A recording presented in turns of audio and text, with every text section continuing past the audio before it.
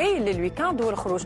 قلت لكم شويه صبر وهاو بدا يفهم في روحه. يا خويا زيد معايا كيفاش جبتوا الثنيه، وكما يقولوا خينا في المشرق العربي شهر اذار ساعه شميسه وساعه امطار، ويقولوا زيد هو اذار بألا الجار. وتوا خليونا نتعداو نشوفوا حاله الطقس الليله اللي باش يشهد سحب عابره على كامل البلاد، وريح من القطاع الشمالي بالشمال والوسط والقطاع الغربي بالجنوب قويه من 50 الى 70 كم في الساعه قرب السواحل وبالمرتفعات، ومعتدله فقويه نسبيا من 25 الى 45 كم في الساعه ببقيه الجهات. اما البحر شديد الاضطراب تتراوح الحراره القصوى في الشمال بين 6 و 22 درجه، الوسط بين 8 و 23 درجه، اما الجنوب 11 و 27 درجه. درجات الحراره المتوقعه الليله باش تكون في حدود 12 درجه في تونس، 14 في نابل، 12 في زغوان، 10 في بنزرت، بيجا 8 درجات، سليانه 9 درجات، جندوبه 8 درجات، والكيف 6 درجات. شوفوا مع بعضنا درجات الحراره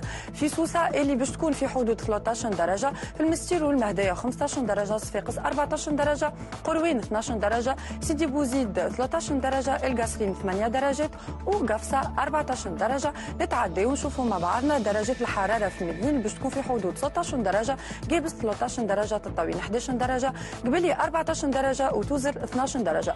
بينما غدوه نهار السبت 11 مارس 2017 سحب باغلب المناطق، والريح من القطاع الشمالي قويه من 50 الى 70 كم في الساعه قرب السواحل، وضعيفه فمعتدله من 20 الى 30 كم في الساعه داخل البلاد. اما البحر شديد الاضطراب تتراوح الحراره القصوى في الشمال بين 18 و 22 درجه، كيف في الوسط 18 و 22 درجه، اما الجنوب 22 و 26 درجه. اما بالنسبه لبعد غدوه لحد 12 مارس 2017 بعض السحب باغلب المناطق، والريح من القطاع الغربي ضعيفه فمعتدله من 15 الى 30 كم في الساعه، اما البحر مضطرب في قليل الاضطراب تتراوح الحراره القصوى عامه بين 20 و 24 درجه بالشمال، والوسط بين 20 و 26 درجه بالجنوب. نختموا بالشروق والغروب واوقات الصلاه.